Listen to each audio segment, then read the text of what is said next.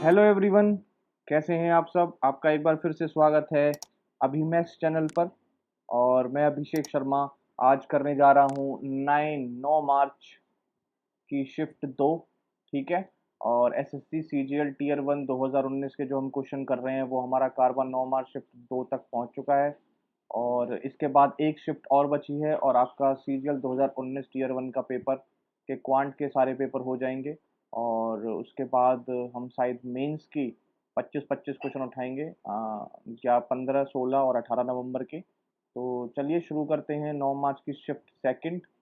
देखेंगे किस तरीके के क्वेश्चन आए हैं। Question number first, 11 plus 11 into 11 minus 11 divided by 11। बहुत ही आसान सिंप्लीफिकेशन आई है इसमें। सबसे पहले हम डिवाइड करेंगे, देन मल्टीप्लाई, देन ऐड। तो जैसे ही आप यहाँ देखो, यहाँ जैसे डिवाइड करोगे तो 11 11 डिवाइड होके 1 आ जाएगा।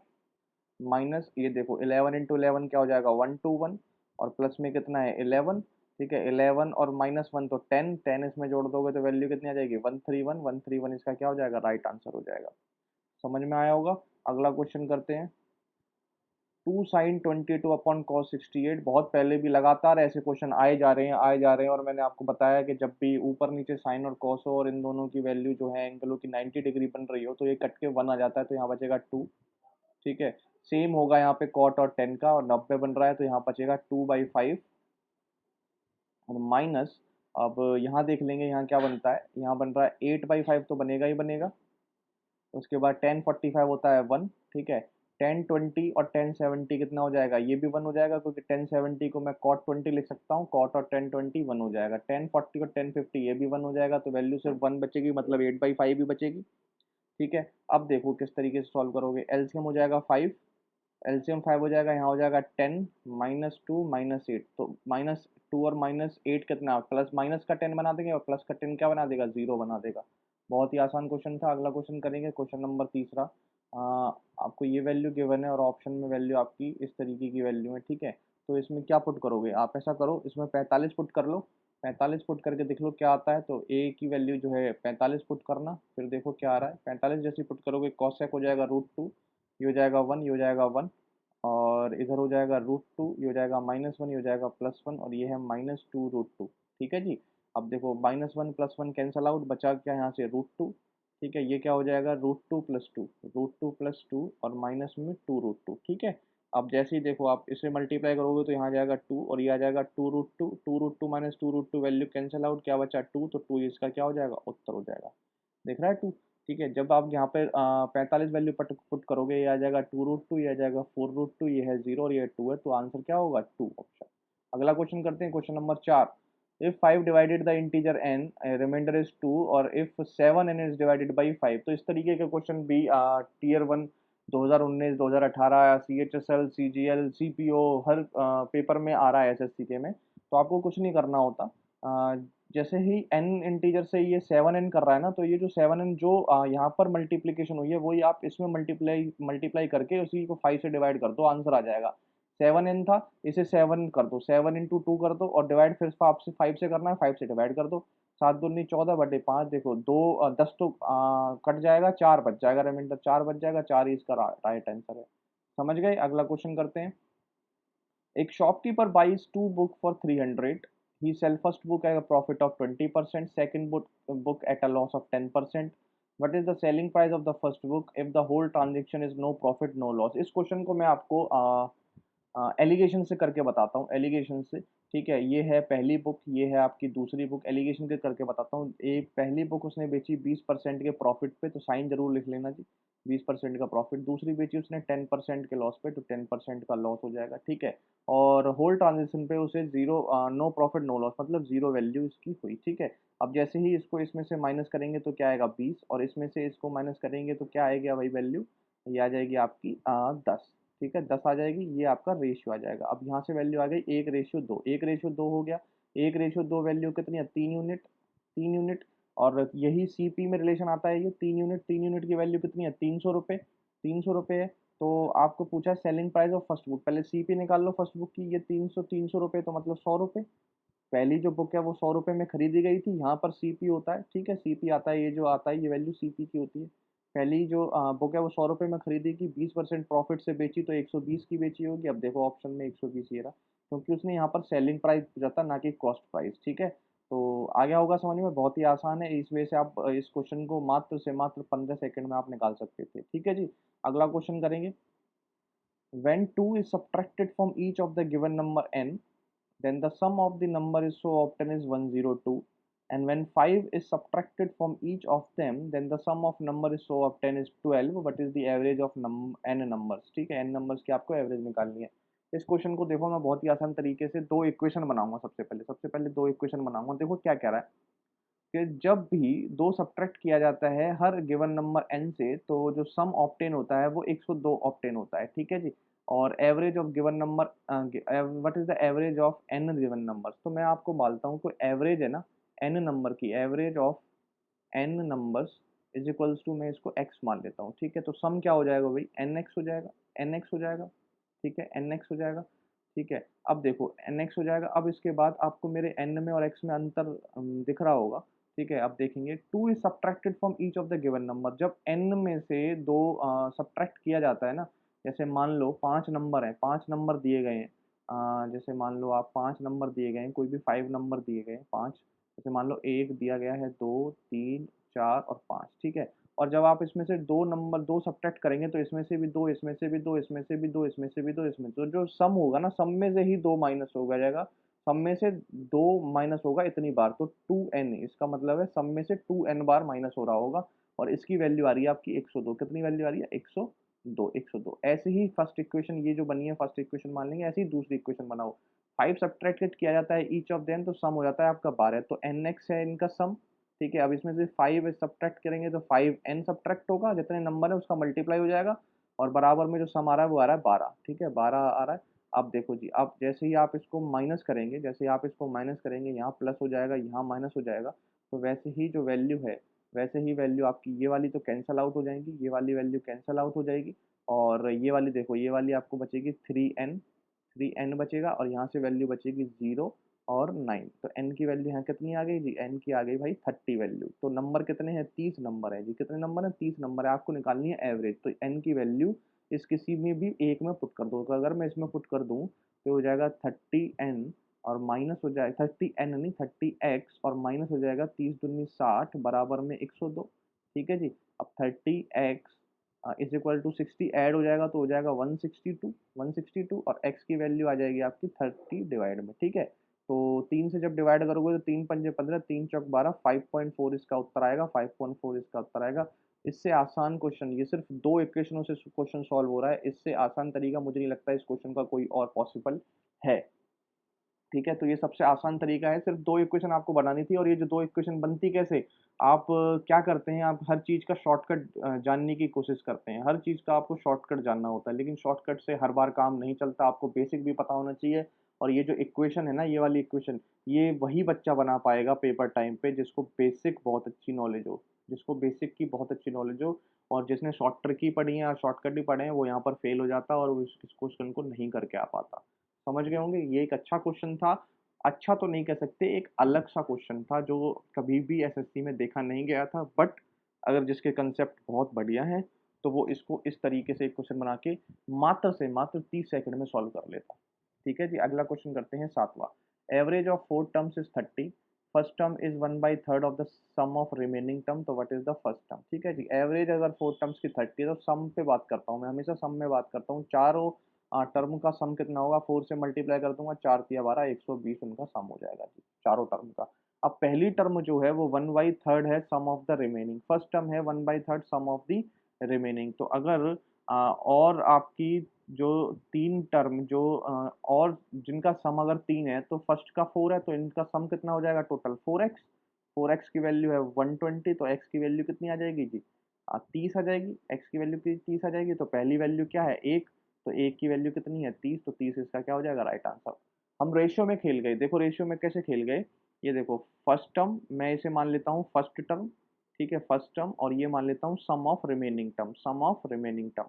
ठीक है, अगर ये वैल्यू 3 है, तो इसकी वैल्यू कितनी होगी 1 होगी, तो इन दोनों का एडिशन क्या हो जाएगा 4x, और 4x की वैल्यू कितनी है 120, और 1 की वैल्यू पूछिए 30, उत्तर आ जाएगा। अगला क्वेश्चन करते हैं, आसान क्वेश्चन था। Amit travel a distance of 50 kilometer in 9 hours. He travel partly on foot in 5 kilometer per hour, partly by bus in 10 kilometer per hour. तो distance travel by on the bicycle. Bicycle पे उसने distance कितना cover किया आपको ये बताना है, ठीक है जी। तो सबसे पहले क्या करोगे, पार्टली का मतलब ये नहीं है, आप कई बच्चे क्या करते हैं, जैसे यहाँ पार्टली देखते हैं तो हाफ तो इसे यहाँ ऐसे चला देते हैं, हाफ उधर चला देते हैं, ऐसा नहीं जी। पार्टली का मतलब है कुछ हिस्सा, कुछ पार्ट वो फुट पे चला है, कुछ पार्ट उसने बाईसाइकिल से चला है। तो बताइए कि बाईसाइकिल से उसने कितना पार्ट चला हुआ है। एलिगेशन से बताता हूँ, एलिगेशन से मुझे लग रहा है एलिगेशन इसमें बहुत ही बढ़िया रोल प्ले करेगा। देखो टाइम में एलिगेशन बनाता हूँ मैं, टाइम में, ठीक है। आपको कोई तो यूनिट लेनी पड़ेगी, टाइम में बनाता हूँ। तो अगर मैं फुट से जाऊंगा तो मुझे कितना समय लगेगा, और अगर मैं बाईसाइकिल से जाऊंगा तो मुझे कितना समय लगेगा। अब देखो जी, टोटल अगर ये 5 किलोमीटर प्रति घंटे से 50 किलोमीटर ही फुट से चला जाता तो इसे कितने घंटे लगते, आपको 10 आवर लगते। और इसे कितने घंटे लगते, इसे 5 आवर लगते जी। लेकिन उसे लगे कितने हैं, ओवरऑल लगे कितने हैं, 9 घंटे। तो 9 आपका यहाँ जाएगा बीच में, ठीक है। अब देखो माइनस करो, 10 में से 9 गया 1, रेशियो 5, 9 में से 5 के कितना आ जाएगा 4, तो 4/5, ये इसका डिस्टेंस आ गया। क्या आ गया, डिस्टेंस आ गया। अब 4 और 1 की यूनिट कितनी है, 5, 5 यूनिट की वैल्यू कितनी है 50, तो 1 यूनिट की कितनी हो जाएगी 10। 10 तो बाईसाइकिल ही है, या ये इसके नीचे बाईसाइकिल है, तो 10 किलोमीटर बाईसाइकिल से वो चला होगा। इससे आसान तरीका इस क्वेश्चन का नहीं हो सकता, बहुत ही आसान वे में बताया है मैंने। अगला क्वेश्चन करते हैं। In which month does company second have a contribution of approximately 20% of total fertiliser. ठीक है जी। तो कंपनी सेकंड मुझे चेक कर रही है, आपको डी आई विजिबल होगी थोड़ा सा। हाँ जी, अब देखते हैं। कंपनी सेकंड चेक कर रही है, सेकंड कंपनी यहाँ पर है, ठीक है। अब ये पूछ रहा है कि कौन से महीने में कंपनी सेकंड जो करता है वो टोटल प्रोडक्शन की 20% करता है, टोटल प्रोडक्शन का 20% कर लेता है कौन से महीने में, ठीक है जी। तो इसका पहले आपको टोटल करना पड़ेगा, इसका ना पूरे का कंपनी टू का टोटल कर लो, टोटल कर लो एक बार। 9 7 16, 16 की 6 की हासिल लगी, 1 8 1 9, 9 7 16, 6 22, 22 से 28, 8 5 13 33, 3 3 4 5 6 7 8, ये आ जाएगा 836%। निकाल दे, 20% की फ्रैक्शन होती है 1/5, 5 से डिवाइड करना है एक बार। तो 5 एकम 5, 3 5 छंग 30, 5 सत्ते 35, 167 पॉइंट समथिंग आएगा। देखो 167 कहीं आ रहा है क्या, ये आ रहा जी अप्रैल में 167। तो अप्रैल आपका क्या हो जाएगा, उत्तर हो जाएगा। अप्रॉक्स पूछा है ना इन्होंने, अप्रॉक्स पूछा है तो 167 पॉइंट समथिंग आएगा, तो अप्रैल में ही आ रहा है 167, तो आपका क्या हो जाएगा, उत्तर हो जाएगा। आसान क्वेश्चन था। अगला करते हैं 10वां question. If X Y Z तीन नंबर है, एक्स प्लस वाई की वैल्यू है, वाई प्लस जेड की वैल्यू है, जेड प्लस एक्स की वैल्यू है, और आपको ये वैल्यू फाइंड आउट करनी है। तो मैंने आपको पहले भी बहुत बार बताया है, जब भी आपको ऐसी वैल्यू दिखे तो आप इनको कुछ भी ना करें, सबसे पहले इन तीनों को ऐड करें। तो जैसे ही आप तीनों को ऐड करेंगे तो twice of x y plus Z की वैल्यू जो होगी वो होगी आपकी 15 और 13 हो जाएगा 28, 28 और 6 34, 34 10 44, और x plus y plus Z की वैल्यू हो जाएगी आपकी 22, ठीक है जी, 22 दूनी 44। अब देखो, अब यहाँ से एक्स वाई और जेड की वैल्यू निकाल लो। तो अगर x प्लस वाई की 13 है, इसकी वैल्यू कितनी है 13, तो z की वैल्यू कितनी आ जाएगी जी 9, z की वैल्यू कितनी आ जाएगी 9। वाई जेड की अगर 15 है तो x की वैल्यू कितनी आ जाएगी 7, और z प्लस एक्स की अगर 16 है तो y की वैल्यू कितनी आ जाएगी 6। इसे रख दो यहाँ पर, एक्स वाई, एक्स कहाँ है 7 और y 7 6 42, एक्स जेड 9 सत्ते 63, और अपॉन में एक्स वाई जेड हो जाएगा 9 7 इंटू 6। जोड़ लो जी, 3 2 5 6 4 10, 105 अपॉन 9 इंटू 7 इंटू 6। 7 से काटूंगा 15 सत्ते 105, ठीक है। और 3 से काटूंगा 3 तिया 9, 3 पंजे 15, यह आ जाएगा 5/18, 5/18, ये आपका राइट आंसर हो जाएगा। अगला क्वेश्चन करेंगे। In a circle, chord PQ and TS are produced to meet at R, and if RQ is this, PQ is this, SR is this, तो find the length of chord TS। ठीक है जी, एक बार मैं circle बना लेता हूँ, और ये बन गया जी मेरा सर्कल। अब तो सर्कल सही बन रहा है मेरा। ठीक है। पी क्यू और T S are meet to produce R, दो कॉर्ड हैं, दो कॉर्ड हम बना लेते हैं। ये मैंने कॉर्ड बना लिए, और एक मैंने ये कॉर्ड बना ली। ये कॉर्ड का नाम दे देता हूँ पी क्यू, ये दे देता हूँ मैं अब टी और एस। और इसको जब मैं आगे बढ़ाता हूँ, आगे बढ़ा के मुझे ये आर पे मिलती हैं। तो देखो अगर मैं इसे आगे बढ़ाऊंगा तो देखो मुझे आर पे मिल जाएगी, ये मिल जाएगी मुझे आर पे, ठीक है, मिल गई।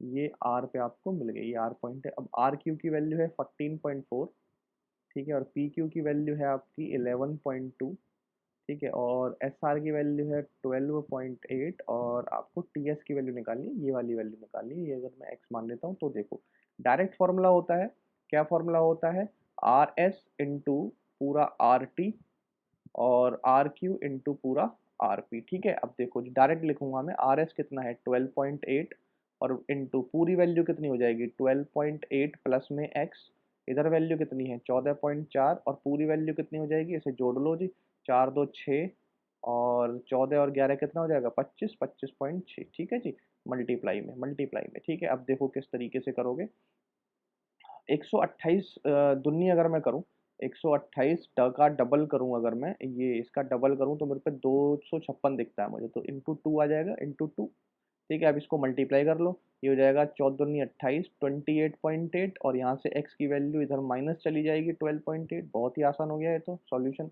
तो 0 और 12 क्या हो जाएगा 16, 16 उत्तर आ जाएगा इसका, 16 ये रहा जी राइट आंसर, 16 उत्तर आ गया, ठीक है जी। समझ में आया होगा, बस इसमें आपको फॉर्मूला ये याद रखना था, R S into R T पूरा वाला और R Q into R P, हर शिफ्ट में क्वेश्चन आ रहा है, याद रख लो इसको, अच्छी बात है। अब देखो जी आगे है ए बराबर 2 बी बराबर 8 सी और ए बी सी की वैल्यू है 13 और आपको ये वैल्यू फाइंड आउट करनी है, ठीक है जी, ये वैल्यू फाइंड आउट करनी है। तो देखो बहुत ही आसान क्वेश्चन है। सबसे पहले ये जो वैल्यू है ना इसको के मान लो, क्या मान लो, के मान लो।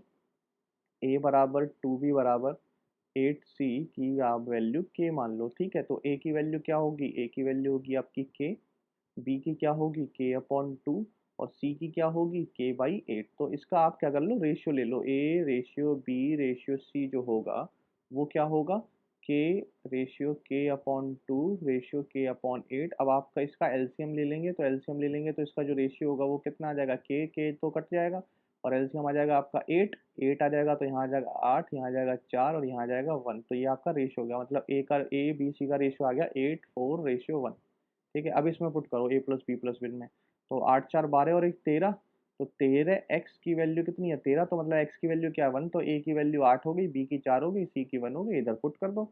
आठू आठू कितने होते हैं 64, 4 चौक कुल 16 और एक अपॉन में ये अंडर रूट में वैल्यू है और यहाँ हो जाएगा 2, ठीक है जी। 64 और 16 कितने हो गए 80, 80 और एक 81, मतलब रूट में है तो 9/2, 9/2 कितना 9/2 क्या हो जाएगा आंसर हो जाएगा। बहुत ही आसान क्वेश्चन था, इसमें कुछ भी नहीं था चैलेंजिंग। अगला क्वेश्चन करेंगे, A square plus B square minus C square की वैल्यू 0 गिवन है और आपसे पूछी है twice of A6 plus B6 minus C6 upon में thrice of A square B square और इंटू सी स्क्वायर, ठीक है। तो आप जानते हैं कि ये जो है A square plus B square plus C minus C square की वैल्यू अगर 0 गिवन है, आपको 0 गिवन है, ठीक है।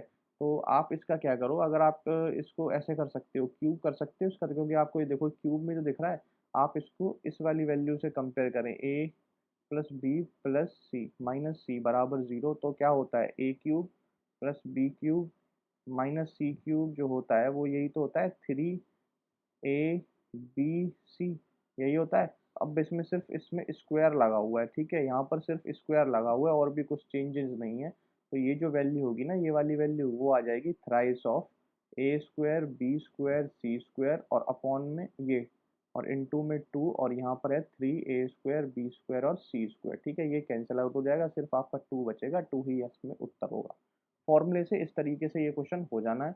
बहुत ही अगला क्वेश्चन करते हैं, question number 14, a certain sum amount to this in 2 year at 6% per annum interested compounded annually, interest जो है वो कंपाउंडेड एनुअली किया है 2 साल में 6% से। तो आप जानते हैं 2 साल की अमाउंट दिया गया है आपको, अमाउंट दिया गया है, ठीक है, अमाउंट दिया गया है 6% की। आप ऐसा करें फ्रैक्शन वैल्यू निकाल लें, उससे आपको बहुत आसानी हो जाएगी। 6% की जैसी फ्रैक्शन वैल्यू निकालेंगे तो 2 तिया 6 और 2 50 कितनी है, 50 से वैल्यू कितनी हो रही है 53 वैल्यू हो रही है, 50 से कितनी हो रही है 53 वैल्यू हो रही है।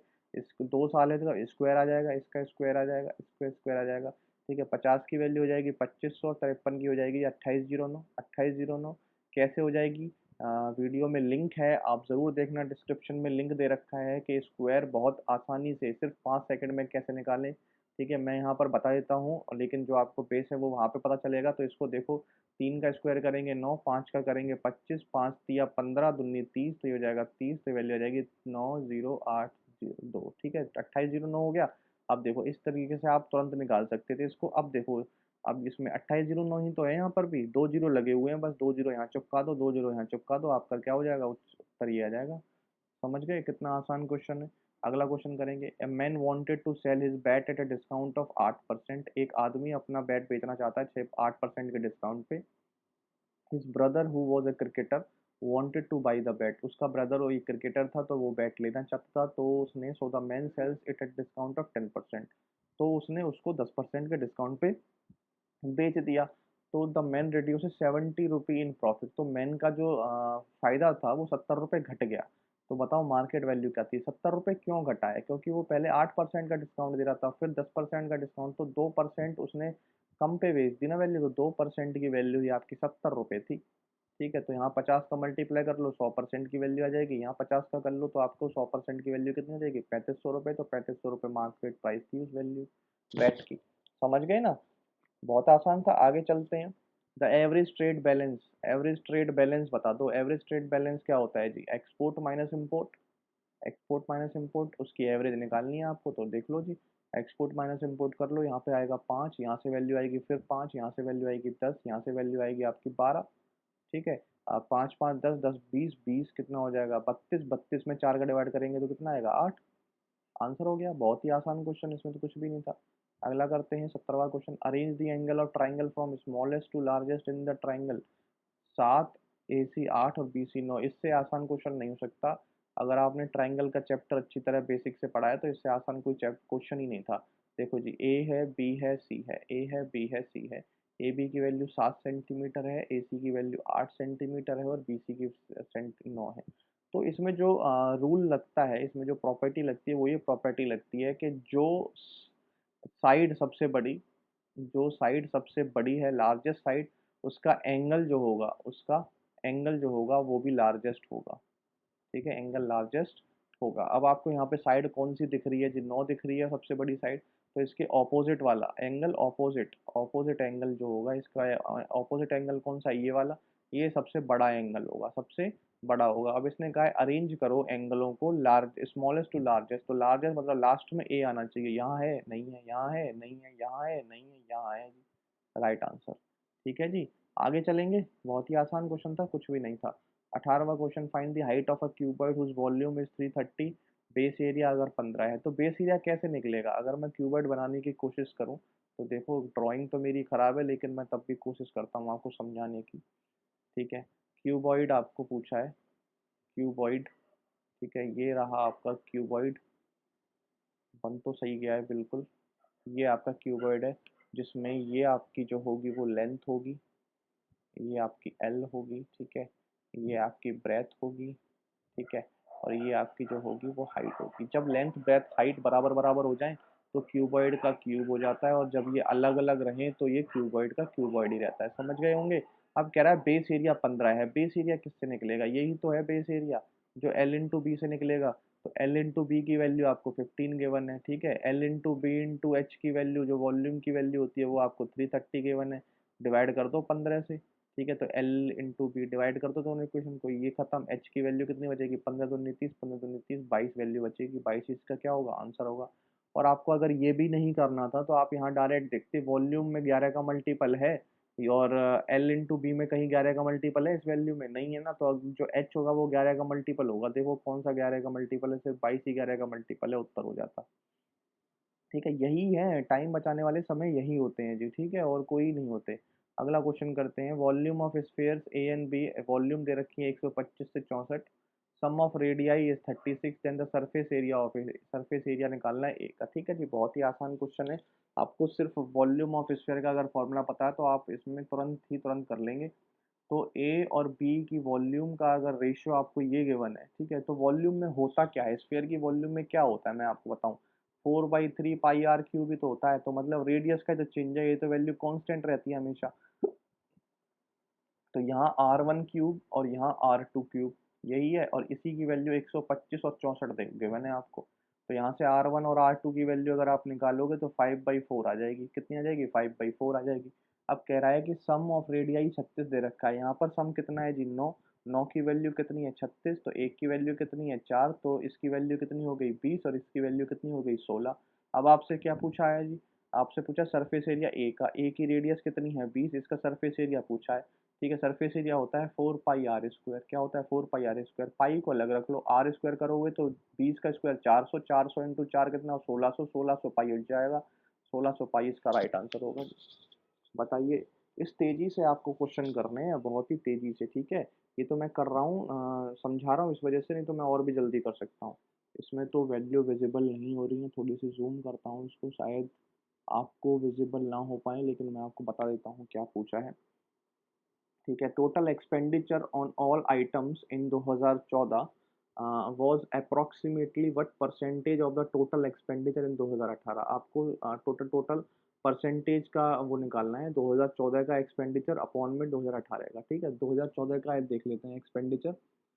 ये रहा जी, सैलरी है आपकी 284 आइटम्स ऑफ एक्सपेंडिचर सैलरी, और टोटल एक्सपेंडिचर एक्सपेंडिचर आपका ये है 98 3 23.4 एंड 74, ठीक है जी। तो इसको जोड़ लो भाई एक्सपेंडिचर को, तो 98 और 98 हो जाएगा, यहाँ पे 98 आ जाएगा, फिर आ जाएगा टैक्स में 74, ये हो जाएगा 23.4, और ये हो जाएगा 3, ठीक है जी। ये हो जाएगा 4, 3 3 6 4 तो 18, 18 के 8 के यहाँ से लगी 1 9 10 17 2 19, ये आ जाएगा आपका 2014 की वैल्यू, 2014 की। अब आपको 18 की चाहिए, 18 की वैल्यू निकाल लेंगे। 18 में कहाँ है 18, ये रहा लास्ट में, ये है 141 3.96, तो 141 3.96 और 49.4 49.4 और 108, कितना है 108, ठीक है जी। ये हो जाएगा 6, ये हो जाएगा 9 4 13, 3 के यहाँ से लगी 1 2 5 9 5 14, 14 8 22, 2 2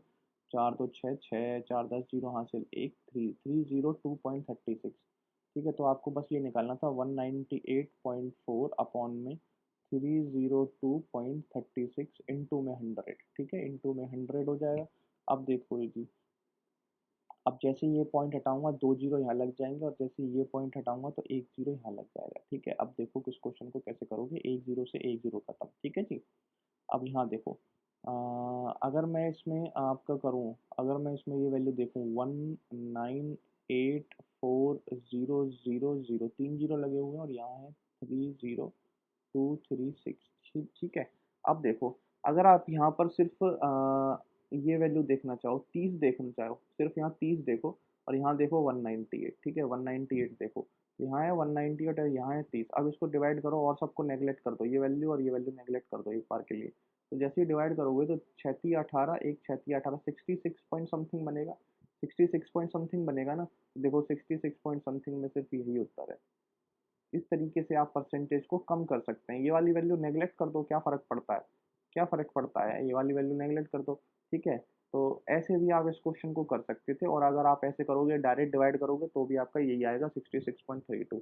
लेकिन टाइम बचाना है, स्मार्ट मेथड की हम बात कर रहे हैं, तो यही है स्मार्ट तरीके जिससे आप क्वेश्चन आसानी से कर सकते हैं। अगला क्वेश्चन देखते हैं। A wheel cover a distance of 1100 centimetre in one round, तो डायमीटर बता दो व्हील का कितना होगा, ठीक है। डायमीटर बता दो व्हील का कितना होगा। देखो एक बार बताता हूँ, अगर ये मैं व्हील ले लूँ, ये मैं व्हील ले लूँ, ठीक है, ये व्हील ले लूँ, और मैं यहाँ पर एक ना पेंट कर दूँ, रेड रेड पेंट कर दूँ, यहाँ पर रेड पेंट कर दूँ। अब मैं इसको चलाऊंगा, ठीक है, जैसे ही मैं इसे चलाऊंगा तो ये धरती पे एक बार जाए, जब ये पूरा पूरा ऐसे चल के चल के चल के यहाँ खत्म होगा, तो यहाँ पर एक राउंड होगा इसका, ठीक है। एक राउंड होगा तो मतलब सरकमफ्रेंस की बात हो रही है, तो एक राउंड में उसको 1100 सेंटीमीटर जाता, तो मतलब 2 पाई आर इंटू की वैल्यू है 1100। अब हमें चाहिए डायमीटर, पाई की वैल्यू हो जाएगी नीचे पाई, तो मतलब 22 नीचे 7 ऊपर, ठीक है। 22 पंजे होते हैं 110, और 5 सत्ते हो गए 350, कितना आ गया आर की, 2 आर की वैल्यू कितनी आ गई 350, तो डायमीटर कितना आ गया 350। देख 350 तो है नहीं इसमें, तो ये जो आपके गलत दे रखे हैं, ये जो आपको गलत दे रखे हैं, इन्होंने ना रेडियस की वैल्यू दे दी है, रेडियस की वैल्यू दे दी है। यहाँ डायमीटर हटके या तो रेडियस लिखो, या यहाँ पर ऑप्शन अलग से बनाए जाएंगे, तो ये क्वेश्चन गलत होगा आपका।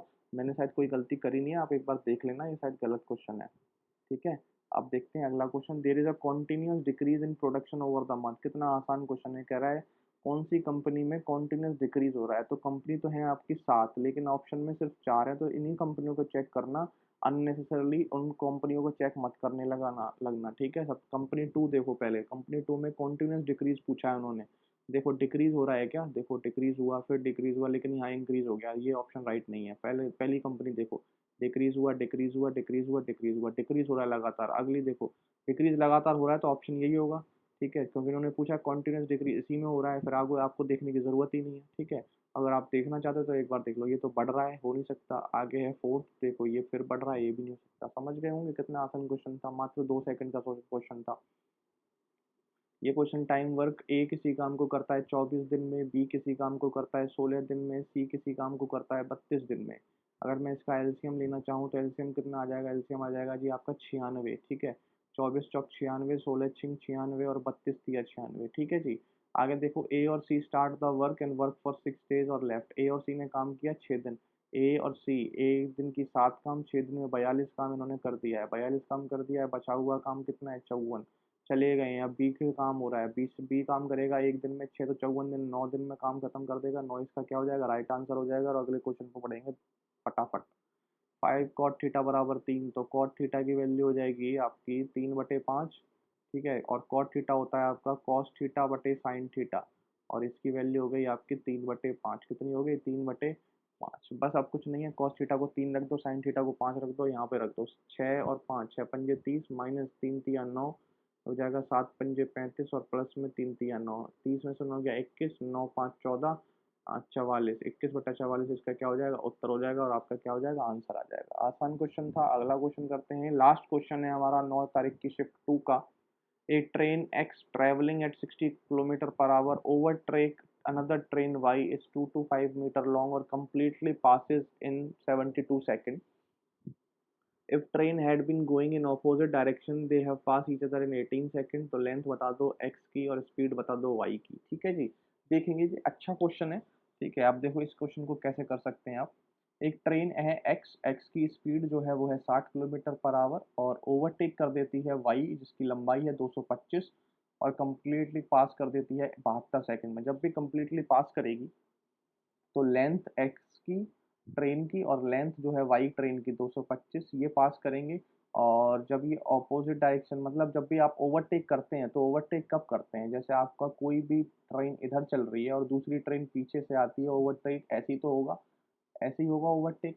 ठीक है, मतलब एक ही डायरेक्शन में होगा, और एक ही डायरेक्शन में जो स्पीड होती है रिलेटिव स्पीड वो हो जाती है माइनस। ठीक है, तो यहाँ पर अगर 60 है तो स्पीड इसकी और उसकी माइनस कर देंगे, एक्स मान लेंगे स्पीड ऑफ बाई, और बराबर में कितने सेकंड लगे हैं, 72 सेकंड लगे हैं। यहाँ किलोमीटर पर आवर में चीज़ें हैं, ऊपर मीटर में है, तो इसको मीटर में बना लो 5 × 18 करके। ठीक है, 5 × 18 करके। ठीक है, अब देखो जी, यहाँ से एक रिलेशन बन के आएगा, जैसे मैं काटूंगा 18 × 4 = 72।